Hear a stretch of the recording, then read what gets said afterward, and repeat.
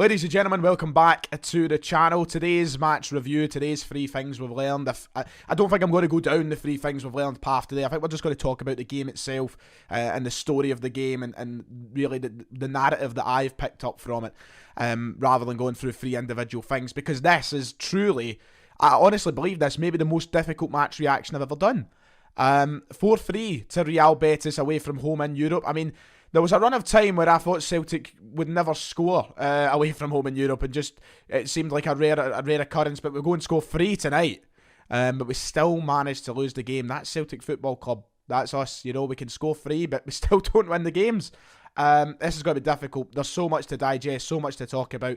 Let's get into it. Before we go any further with the video, please make sure to check out the top line of the description and download the OneFootball app if you want to catch up with tonight's game in regards to the stats or anything else, or you want to keep track of the live scores and the rest of the Europa League. Then the OneFootball app will give you everything you need. It's in the top line of the description. Using my link helps both me and the channel sponsor. And yeah, let's just get into this match review. I honestly, genuinely, thoroughly believe that this is the most difficult match review I'll ever do.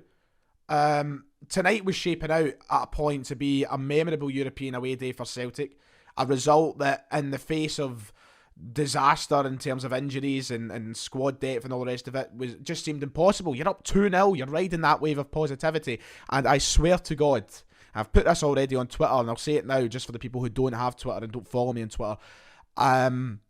Celtic must be the only team in the whole of Europe who can go away from home in a European match, take a 2-0 lead in the first half, and throw it all away in the space of 4 minutes. 4 minutes. That's all it took. You know, it wasn't like, you know, they scored one late on in the first half, scored another in the second half, and it gradually... No, we threw it all away in the space of 4 minutes, and then, in the second half, we threw it all away in about 5 minutes again. We could give ourselves no chance of winning the game because we concede 2 in another quick period of time.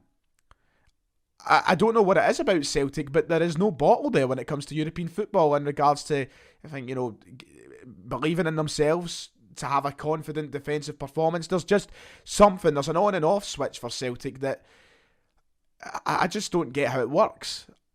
And it's so frustrating because tonight, and this is the thing that annoys me, if you offered me, and this is why I don't want to be overly negative, because if you offered me a narrow 1-goal loss tonight, if you told me it was 4-3, I would never have believed you. I didn't think we had the capability to score 3 tonight. But if you told me we'd narrowly lose 1-0 or 2-1 or whatever tonight over in Betis, I would have genuinely been happy with it. Because when you look at the squad we had to play, you look at the team we had to field, and you took everything into consideration about this rebuild and just getting back into European football, everything all together, if you gave me a narrow loss, I would have said, yeah, do you know what, I'd be happy with it. But it's so frustrating because you can't be happy in the manner that we throw away these games. You can't be happy in the manner that we stand idly by and let teams get goals that no other team would concede. That's the moral of the story, and that's what these games are remembered for. They're remembered for those moments. They're remembered for collapses. They're not remembered for being close. Yeah, we came close at the end. We got ourselves back into it. We got a third goal. But, you know, we were down and out at 4-2 after being 2-0 up in the first half.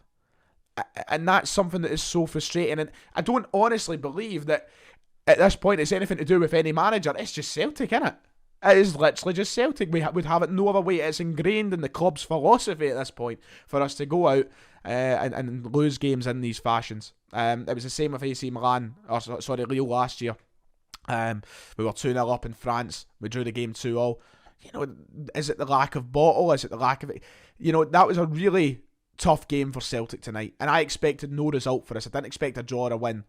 It was fielding a team of players who have, I mean, I'm sure, I might be wrong, but off the top of my head, I think the longest serving Celtic player in the starting 11 tonight was Ismaila Soro, who was arguably the worst Celtic player on the park tonight. And that says volumes. You know, we had a very big lack of experience. It was always difficult to go and get a result, but the manner and how we do these things is the torture, and that's what makes the talking points at the end of the day. The game management at Celtic Football Club worries me. It does. And I don't even want to pinpoint this blame on Ange Postecoglou. I'm willing to be patient about it. But, there was a couple of decisions tonight that I thought he got wrong. And I'm going to be honest about that. This isn't me coming out and saying, I'm just to blame and sack Ange or anything like that. No, not in a million years. I think you've just got to be transparent about these things, be honest about them. There was a couple of occasions, but it's happened for years now. It's like there is a nervousness that surrounds the squad. I don't know if it's just some black magic that surrounds the squad, but there is something there that gives a nervousness for us to make the correct decisions, and the game management is off. Tonight, Ismaila Soro should have been off at half-time. He got a yellow card early on. He was frantic in the first half. He was giving away foul after foul. He was all over the place. He was consistently out of position. It was clear to see that he was out of his depth. So you're thinking, and I don't think McCarthy was much better when he came on. I didn't think McCarthy done much tonight. It was a bit of an empty jersey. But you're thinking to yourself at half-time, right, 2-2, games in the balance. We have to give ourselves a chance. And we've kept Soro in the park till, what was it, about the 65th minute. Make the change at half-time. Try and calm them down a little bit in the middle of the park. Don't risk the red card. And we didn't get a red card ultimately, but the risk was there with the way Soro was playing. I think that was a big call that he got wrong, keeping Soro on past the halfway mark. I really do, because there was nothing in the first half that showed me he should stay on. He should have been hooked. And those sort of decisions are decisions that do cost Celtic in these games. Because I think if we did make a change, we could have been maybe a bit more positive, and we wouldn't maybe have conceded 2 goals in such a quick period of time. But, if buts and maybes, ifs and buts, candies and nuts, all that's patter, it really is just a frustrating time watching Celtic in European football. So let's talk about the game from start to finish, try and go through it. I thought we looked brilliant, and there is positives to take from this game, because you look at a Celtic side, as depleted as it was and as makeshift as it was, if they were playing so well for periods of that first half like that away from home, it makes you wonder what we can maybe do when we've got a full strength squad. Ultimately, another thing is you've got to remember, our full strength squad is probably still worse off than BETIS' side tonight. So to go over there and get a result tonight was probably a near impossible task. We know that. It just still is frustrating the way we threw it away. But with that makeshift squad, as I'm saying, the way that we played it for the first kind of half an hour mark of the game, it was really positive. There was surely, there was parts we could be surely positive about moving forward into the other European games. Yeti looked good. He looked like he was dangerous. He was causing issues in and around the centre halves of BETIS. I thought that Jota looked brilliant at times in the game. Montgomery done himself a couple of favours. And that attacking three was the main highlight for me. We were playing some lovely stuff.